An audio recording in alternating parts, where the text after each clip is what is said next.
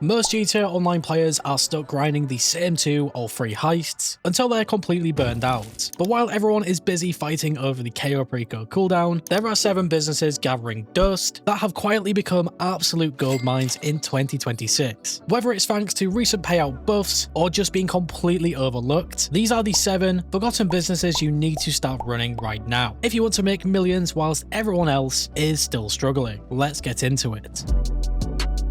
First of all, starting off with the best and now extremely underrated business, we do have the Hangar. The Hangar in GTA Online has gone through a major amount of changes ever since it was released. It is now a lot more solo friendly, and it will also have the potential to make you millions of dollars. You can find one of the Hangar businesses on the Mazebank Foreclosures website for honestly a pretty reasonable price. What makes the Hangar business so much better nowadays is first of all being able to source the cargo types on land, which will save you so much time when trying to grind these Hangar crates. And the second, and in my opinion best reason to pick up a Hangar business nowadays comes down to one of the boosts. If you own the Higgins Helitors business, if you have this and the Hangar business, it will increase the value of your crates inside there by 10%, which might not sound like a lot. However, with full stock, that 10% bonus can mean a few $100,000. So yeah, a really nice boost just for owning the Higgins Helitors. And of course, that boost will be permanent. Alongside that boost, the Hangar business itself already does have some boosts depending what you source inside.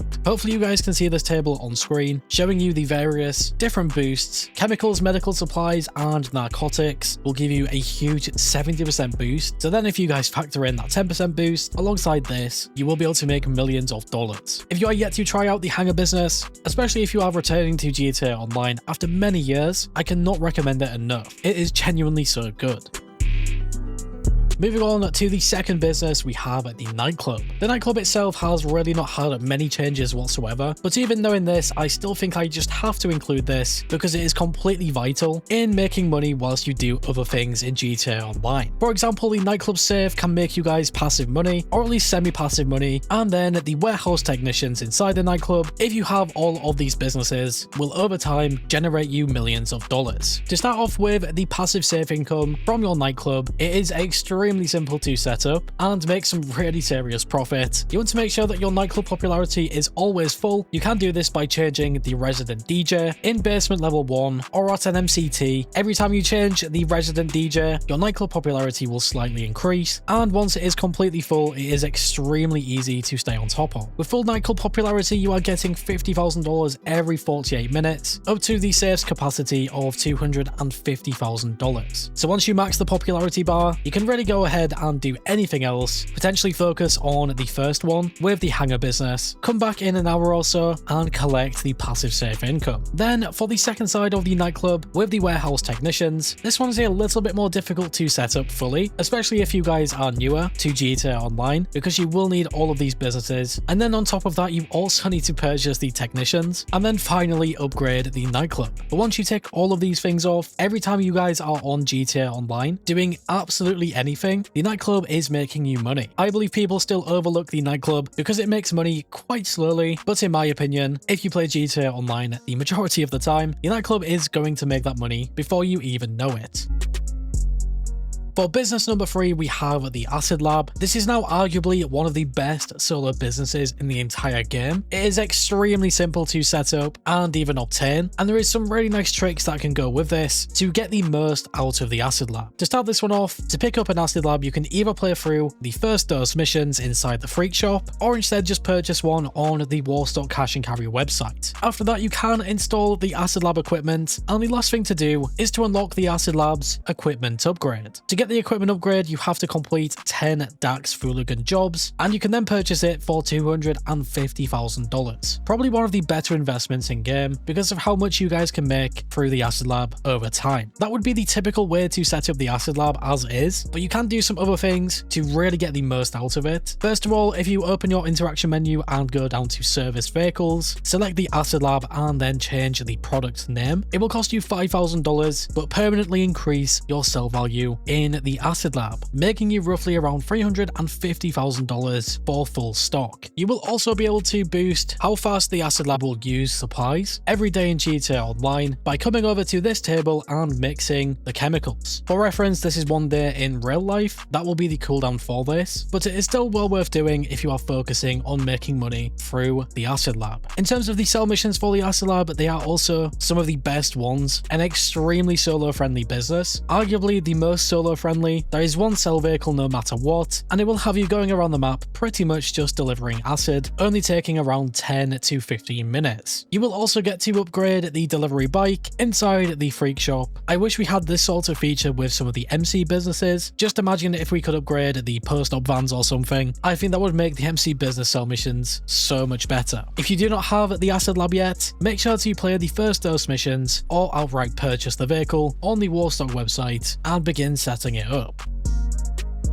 Moving on from the Acid Lab, we now have the Salvage Yard. I definitely think this is probably the most underrated business out of all 5 of them. When you buy a Salvage Yard, you will have access to a similar passive safe to the nightclub. You will not get a constant stream of money, and you will still have to manage this to make sure that you stay on top of the income inside. You can do that by using the tow truck and salvaging vehicles. And then the best part about the Salvage Yard will be the weekly Salvage Yard cars. When you salvage all 3 of these vehicles weekly, you are looking at roughly around $1 million, and sometimes they even will have a claimable vehicle inside here for special weekly updates. I think the main aspect of the Salvage Yard people overlook will be the tow truck and salvaging vehicles, and it works just a little bit differently to the nightclub, but sort of similar in the same style. If you guys think back to the nightclub with its popularity meter, the Salvage Yard's a sort of background version of this, based on how many vehicles you guys salvage. The simplest way to put this is to salvage as many vehicles as possible, and in turn your safe income inside the Salvage Yard will be making you some nice money every 48 minutes, which can slowly add up over time. Alongside that, actually sourcing these vehicles and salvaging them will of course also get you guys some money, which is always nice on top.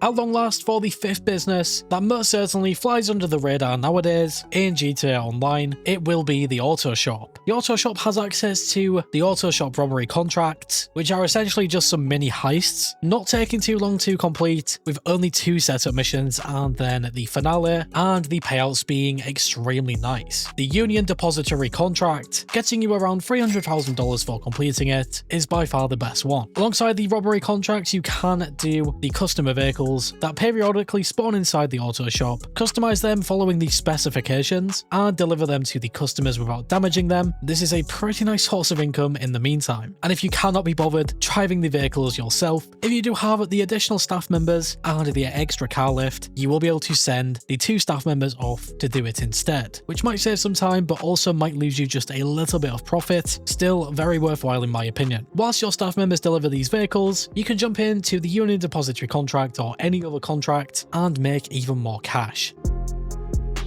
For the 6th business, we just have to go for the weed farm after some really nice improvements made by Rockstar and even some new additions to the game. The weed farm is honestly a nice and respectable MC business finally, and in my opinion it is well worth picking one up, fully upgrading it and really making the most out of it. Nowadays in GTA Online, to get the most out of the weed farm, you will have to purchase the car wash business and secondly the smoke on the water shop or the weed shop. When you purchase the weed shop and you already have the weed farm, you will get a 35% permanent sell bonus to all of your stock inside. This is sort of a similar boost to the hangar property with its cargo, and 35% might not sound like a lot of additional cash. However, it really does make a difference, especially if you guys like grinding your MC businesses and you did not know about this. That extra 35% boost on the sell value is honestly huge. The only downside to the MC businesses, even to this day, seeing no improvements, will be the sell missions. They still take a long time to complete for the most part. Depending on how much stock you guys have and sell, I usually go for the full stock, completely sell it all, and end up with a ton of delivery vehicles. However, there was one more improvement to the sell missions, and it is the sell timer. You will get a lot longer to do it, which I think is another really nice improvement. Again, you can complete them and actually have time left over, especially some of the worst ones like the post-op vans.